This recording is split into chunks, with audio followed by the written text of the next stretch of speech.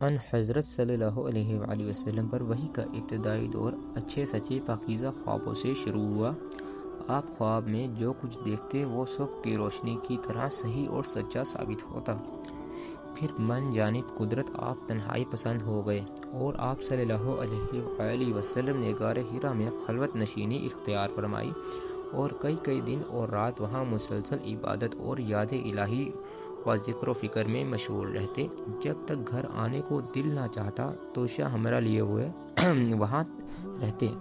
توشہ ختم ہونے پر ہی اہلیہ محترمہ حضرت خدیجہ رضی اللہ تعالی عنہا کے پاس تشریف لاتے اور کچھ توشہ ہمراہ لے کر پھر وہاں جا کر خلوت گزیر ہو جاتے۔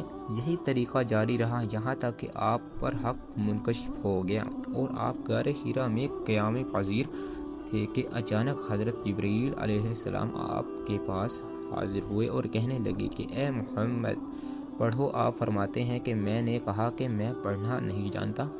آپ صلی اللہ علیہ وآلہ وسلم فرماتے ہیں کہ فرشتے نے مجھے پکڑ کر اتنے زور سے بھینچا کہ میری طاقت جواب دے گئی، پھر مجھے چھوڑ کر کہا کہ پڑھو۔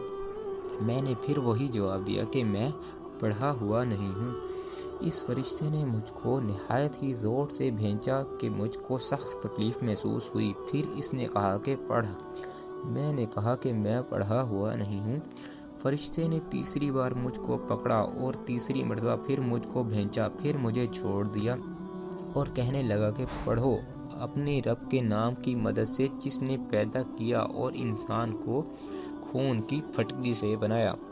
پڑھو اور آپ کا رب بہت ہی مہربانیاں کرنے والا ہے۔ بس یہی آیتیں آپ حضرت جبرائیل علیہ السلام سے سن کر اس حال میں غار حرا سے واپس ہوئے کہ آپ کا دل اس انوکھے واقعے سے کانپ رہا تھا۔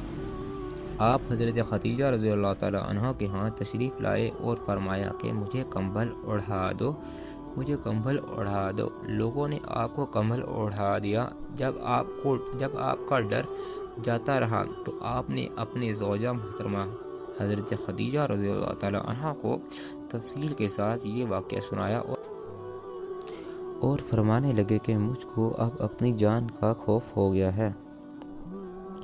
آپ کی اہلیہ محترمہ حضرت خدیجہ رضی اللہ تعالی عنہا نے آپ کی ڈھارس بندھائی اور کہا کہ آپ کا خیال صحیح نہیں ہے، خدا کی قسم آپ کو اللہ کبھی رسوا نہیں کرے گا۔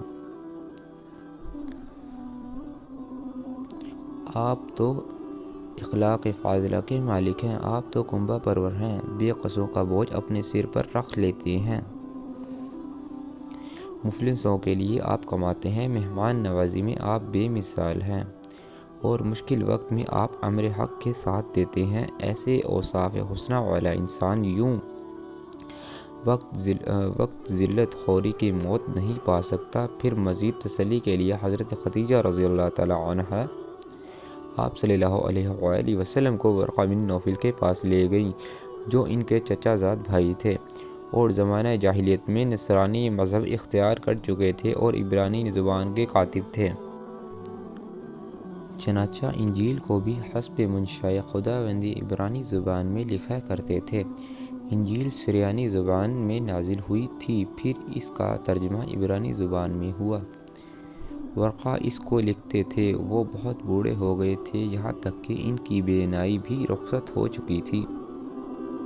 حضرت خدیجہ رضی اللہ تعالی عنہا نے ان کے سامنے آپ کے حالات بیان کیے اور کہا کہ اے چچا زاد بھائی، اپنے بھتیجے محمد صلی اللہ علیہ وآلہ وسلم کی زبانی ذرا ان کی کیفیت سن لیجیے کہ بھتیجے آپ نے جو کچھ دیکھا ہے اس کی تفصیل سناؤ۔ چنانچہ آپ صلی اللہ علیہ وآلہ وسلم نے از اول تا آخر پورا واقعہ سنایا، جسے سن کر ورقہ بے اختیار ہو کر بول اٹھے کہ یہ تو وہی ناموس معزز رازدان فرشتہ ہے جسے اللہ نے حضرت موسیٰ علیہ السلام پر وحی دے کر بھیجا تھا۔ کاش میں آپ کے اس عہد نبوت کے شروع ہونے پر جوان عمر ہوتا، کاش میں اس وقت تک زندہ رہتا جبکہ آپ کی قوم آپ کو اس شہر سے نکال دے۔ رسول کریم صلی اللہ علیہ وآلہ وسلم نے یہ سن کر تعجب سے پوچھا کہ کیا وہ لوگ مجھ کو نکال دیں گے؟ حالانکہ میں تو ان میں صادق و امین مقبول ہوں۔ ورقہ بولا، ہاں یہ سب کچھ سچ ہے، مگر جو شخص بھی آپ کی طرح امر حق لے کر آیا، لوگ اس کے دشمن ہی ہو گئے ہیں۔ اگر مجھے آپ کی نبوت کا وہ زمانہ مل جائے تو میں آپ کی پوری مدد کروں گا۔